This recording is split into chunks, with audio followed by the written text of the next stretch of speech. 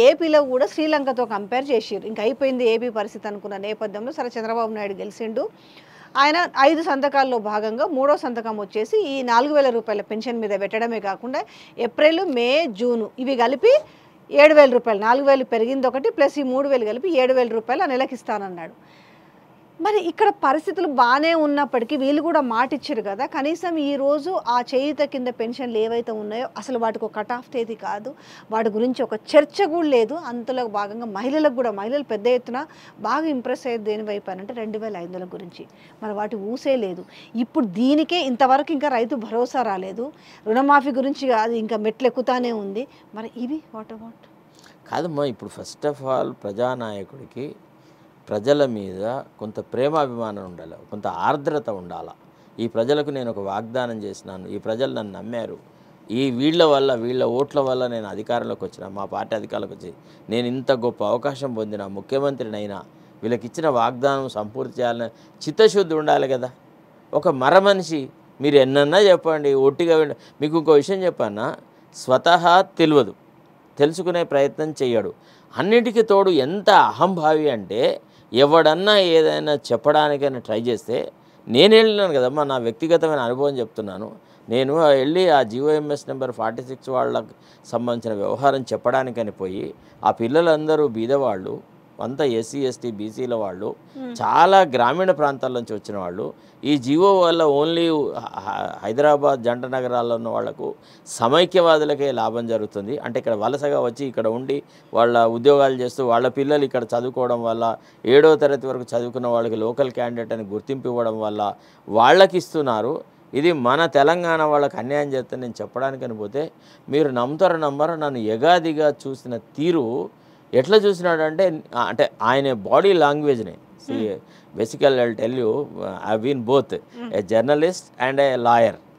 మేము నా కళ్ళల్లో ఇట్లా ఎక్స్రే మిషన్లు ఉంటాయి. నేను ఒక మనిషిని చూడంగానే వీడు బతుకు గింత అని డిసైడ్ చేసి వాని కంటెంటు, వాని ఎబిలిటీ, వాని ఎఫిషియన్సీ అంతా రాసి పెడతా. నేను చూస్తే నాకు ఒక్కసారి ఎంత ఆశ్చర్యం అంటే, ఆయన ప్రవర్తనలో, అంటే నీకేదో మొక్కుబడిగా ఒక ఇంటర్వ్యూ ఇచ్చినా, నీకు ఒక అవకాశం ఇచ్చినా 2 నిమిషాలలో నువ్వు ఏది చెప్పదలుచుకున్నా జై, అబ్బా నువ్వు చెప్పకుంటే మాకు తెలియదా, నువ్వు చెప్తేనే మేము తెలుసుకుంటామా, ఓకే రైట్ నువ్వు చెప్పాల్సింది చెప్పినావు, ఇవ్వో మా ఇష్టం వచ్చిన నిర్ణయం మేము చేసుకుంటాము అనే ధోరణి ఉంది తప్ప, ఒక విషయం మీద వివరించారు కదా, వివరించినప్పుడు తన నుంచి వచ్చిన స్పందన ఏంటి? ఏది లేదు. ఓకే నేను అన్నీ ఆలోచిస్తాను, నేను మాట్లాడతాను అన్న అని అన్నాడు కదా, అంతే వెళ్ళిపోమన్నాడు కదా. అదే కదా అన్న మాట చెప్పిన తర్వాత 2వ రోజు నుంచి నేను ఏది చెప్పానో దానికి వ్యతిరేకంగా చర్యలు తీసుకోవడం స్టార్ట్ చేసినాడమ్మా. అప్పుడు ఎంత బాధ అనిపిస్తుంది మీకు చెప్పండి. ఇప్పుడు నేను నా వ్యక్తిగతమైన అవసరాల కోసం ఆయన దగ్గరికి పోలేదు.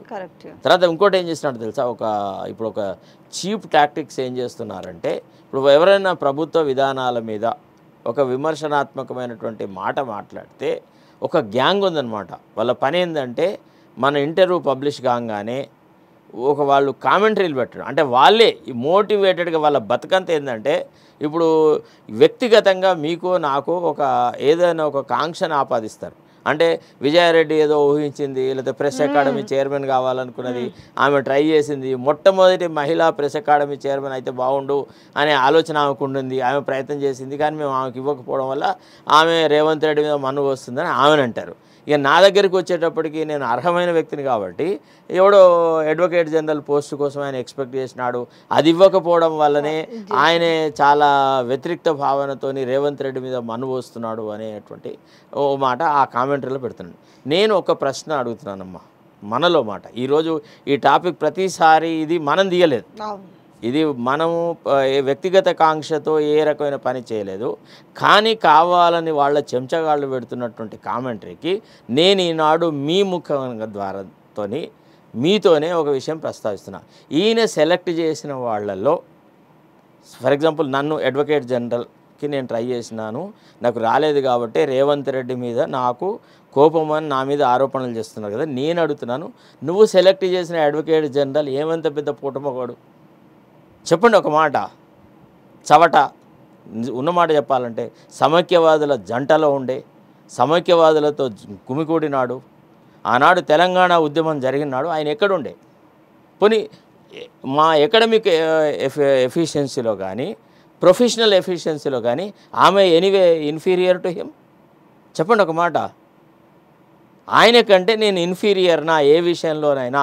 ఏదీ లేకుండా ఒక కొద్ది కాలంలోనే చేరిన అనతి కాలంలోనే ముఖ్యమంత్రి యొక్క బాధ్యతలు చేపట్టగలిగిన వ్యక్తి అయితే, ముఖ్యమంత్రి పదవి కావాలన్న కాంక్ష రేవంత్ రెడ్డికే ఉంటే అన్ని ధారపోసి పూర్తిగా ఒక యుద్ధం చేసి కేసీఆర్ మీద తెలంగాణ ఉద్యమంలో పార్టిసిపేట్ అయి మా జీవితాలు ధారపోసిన వ్యక్తులు మేము ఎంత టెన్షన్ ఎదుర్కొన్నాము, ఎన్ని సమస్యలు ఎదుర్కొన్నాం కేసీఆర్ ప్రభుత్వంలో.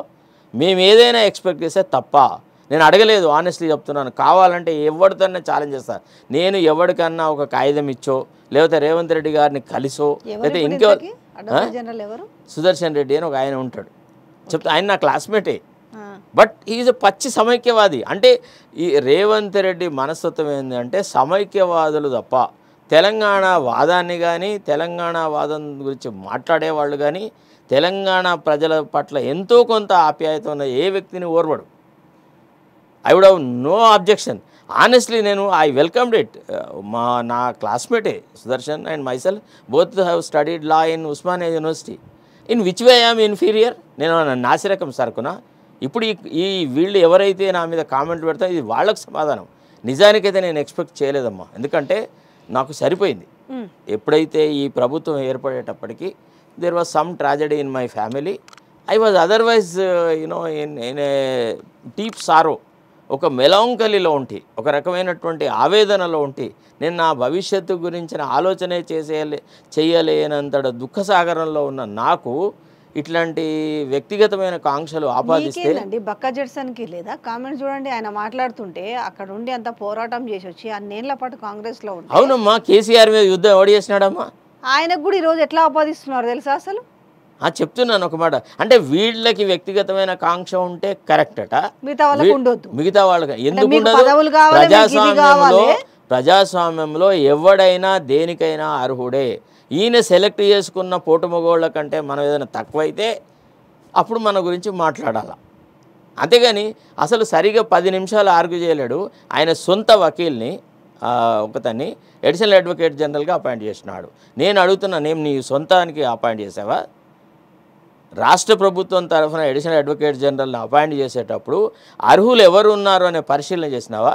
నీ ఇంట్లో పాలేరుగాడికి పోస్ట్ ఇచ్చినావు కదా నువ్వు, నీ సొంత కేసులు చేసిన వాడికి నువ్వు ఇచ్చినావు కదా. పట్టుమని 10 నిమిషాలు ఏ కేసు ఆర్గ్యూ చేసినాడని నువ్వు సెలెక్ట్ చేసి ఇచ్చినావు? అడగరా నేను? It's a public service. అయితే you are paying them from state exchequer 8,500 ఒక అపియరెన్స్కి. అడగరా నిన్ను? అర్హత లేని వ్యక్తులకు నువ్వు అవకాశాలు అందలాలు కల్పిస్తే నిన్ను ప్రశ్నించరా? అంటే ఇప్పుడు ఎందుకు మాట్లాడాల్సి వచ్చింది ఈ టాపిక్ అంటే పదే మనని గిల్లుతుంటే ఈ టాపిక్ తీయాల్సి వచ్చింది. లేకపోతే తీయకపోతుంటే అరే ఆయన ఇష్టం, ఆయనకు నచ్చిన వ్యక్తిని ఆయన చేసుకుంటాడు. జనరల్గా అడ్వకేట్ జనరల్ అంటే ముఖ్యమంత్రికి ఎవరి మీద కాన్ఫిడెన్స్ ఉంటుందో వాళ్ళని సెలెక్ట్ చేసుకుంటారు. అర్హులు, అనర్హులు రకరకాలుగా ఉంటారు. ఆనాడు కిరణ్ కుమార్ రెడ్డి వీళ్ళంతా ఒక గ్రూప్. అంటే మేము యూనివర్సిటీలో చదువుకునే రోజులలో అమర్నాథ్ రెడ్డి కొడుకు కిరణ్ కుమార్ రెడ్డి ఒక వర్గము, తర్వాత పి శివశంకర్ వాళ్ళ అబ్బాయి సుధీర్ ఒక వర్గం. మేము సుధీర్ వర్గానికి చెందిన వాళ్ళము.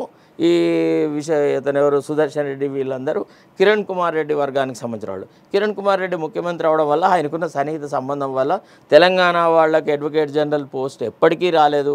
సమైక్య రాష్ట్రంలో ఒక్కసారి అవకాశం రాలేదు. అంటే ఆ విమర్శను ఎదుర్కోవడానికని ఈయనకి ఇచ్చినాడు. ఈయన పెద్దదో న్యాయ స్రష్ట అని కాదు, పెద్ద గొప్ప ఆర్గ్యుమెంట్ చేసినాడని కాదు. విన్నారా? సో ఇవన్నీ జరిగినాయి అనమాట.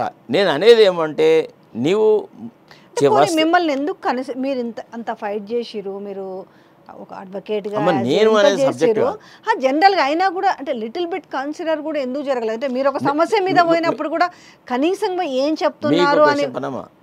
నన్ను ఆయన కన్సిడర్ చేయకపోవడానికి అనేకమైన కారణాలు ఉంటాయి. ఒకటి ఏమంటే రేవంత్ రెడ్డి గారికి ఎవరైతే తెలుగుదేశం పార్టీని, తెలుగుదేశం ప్రభుత్వాన్ని, చంద్రబాబు నాయుడును విమర్శించారో వాళ్ళని ఆయన ఇష్టపడాడు. తెలుగుదేశం బ్యాక్గ్రౌండ్ ఉండాలి, తెలుగుదేశం పట్ల సాఫ్ట్ కార్నర్ ఉండాలి, తెలుగుదేశంలో ఎప్పుడో ఒక దశలో ఈయనతో పాటు పనిచేసినటువంటి వాతావరణం ఉండాలి. నేను అదే కల్చర్ నుంచి వచ్చినాను. I'm a product of Eenadu. I have got very good links with Chowdharys, ఎన్నో ఉన్నాయి. కానీ ఎన్టీ రామారావును ఏ రకంగా అయితే చంద్రబాబు నాయుడు ద్రోహంతో ఆయనకు వెన్నుపోటు పొడిచి అంత గొప్ప నాయకుడిని అధికారంలో లేకుండా చేశాడో, ఎన్టీఆర్ పరిపాలనను మొగ్గదొడవకుండా చేసినాడో, చాలా హీనాతిహీనమైనటువంటి దశలో రామారావు గారిని పదవిచ్యుతులు చేసినారు. ఆ విషయాన్ని నేను ఎన్నడూ జీర్ణించుకోలేకపోయినా, ఆ విషయాన్ని నేను బాహాటంగా మాట్లాడినాను చాలా సందర్భాలలో. నా దృష్టిలో రామారావు గారు ఒక ప్రజల పట్ల అమితమైన ప్రేమాభిమానాలు గల ఒక గొప్ప నాయకుడమ్మ. మనం అనొద్దు కానీ రామారావు గారు వచ్చే నాటికి బీద బలహీన వర్గాలకు కానీ ఎస్సీ ఎస్టీలకు కానీ ఏ రకమైనటువంటి ప్రమేయం లేదు పరిపాలనలో. అట్లాంటి వాళ్ళ గురించి ఆలోచించి పేద ప్రజల కోసమని 2 రూపాయల కిలో బియ్యం ఇచ్చి ఎన్నో రకాల సంక్షేమ పథకాలు అమలు చేసేసి పేద ప్రజల అభ్యున్నతికి కృషి చేసినాడు. అట్లాంటి వ్యక్తి పరిపాలనను ఈయన లక్ష్మీపార్వతి అనే ఒక నెపంతోని బొందముంచాడు కదా అనేటువంటి బాధ నాలో ఉండింది. నేను ఆయన క్షమించలేకపోయినా. That is one point. రెండోది, రేవంత్ రెడ్డికి సంబంధించిన కేసులు నేను అప్పుడు గవర్నమెంట్ పీడర్గా ఉన్నప్పుడు, స్పెషల్ గవర్నమెంట్ పీడర్గా ఉన్నప్పుడు ఆర్గ్యుమెంట్ చేయాల్సి వచ్చింది. అప్పుడు నేను టీఆర్ఎస్ ప్రభుత్వం తరఫున ఉన్నా. అయితే ఈయన గురించి చాలా గొప్పగా చెప్పి ఆయన లైఫ్కు థ్రెట్ ఉంది, అది ఉంది, ఇది ఉంది అంటే నేను I just food it.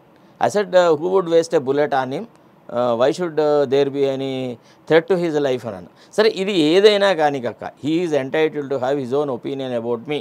I care 2 hoots for that. Similarly, I also have got an opinion about me. But that has nothing to do with our jobs కదా. ముఖ్యమంత్రిగా ఆయన తన బాధ్యతలు నిర్వర్తిస్తాడు, జర్నలిస్టులుగా మీరు మీ రోల్ ప్లే చేస్తారు, నేను నా రోల్ ప్లే చేస్తాను. మనం చేసే విమర్శలో ఇది సద్విమర్శ అవునా కాదా, ఈ విమర్శలో కంటెంట్ ఎంత ఉంది, కరెక్ట్నెస్ ఎంత ఉంది అనే విషయాలను పరిశీలించకుండా కేవలం విజయారెడ్డి గారు కాబట్టి ఆమెను బీఆర్ఎస్తో జతగడతా, శరత్ కుమార్ కాబట్టి గాడిది కొడుకు ఏదో ఒక అడ్వకేట్ జనరల్ పోస్ట్ అడిగాడు అని, అసలు నేను అడిగిన దాఖలాలు ఎక్కడున్నాయి? ఎవడికి నేను నా రిప్రజెంటేషన్ ఇచ్చా, ఎవడి ద్వారా ట్రై చేసినా? మరి వాడు వచ్చి చెప్పొచ్చు కదా, నా ద్వారా ట్రై చేసినాడు, నేనే పోయి ముఖ్యమంత్రి దగ్గర ఈ రిక్వెస్ట్ చేసినా ఆయన కాదని అన్నాడని ఒక్కడిని చెప్పమనండి. నేను ఎవరిని అడగలేదమ్మా. ఇదంతా కేవలం ఒక మోటివేటెడ్ క్రిటిసిజం చేసేసి ఈయన పరిపాలన పెద్ద గుప్తుల నాటి స్వర్ణయుగము అని చెప్పుకోవడానికి చేస్తున్న ప్రయత్నం.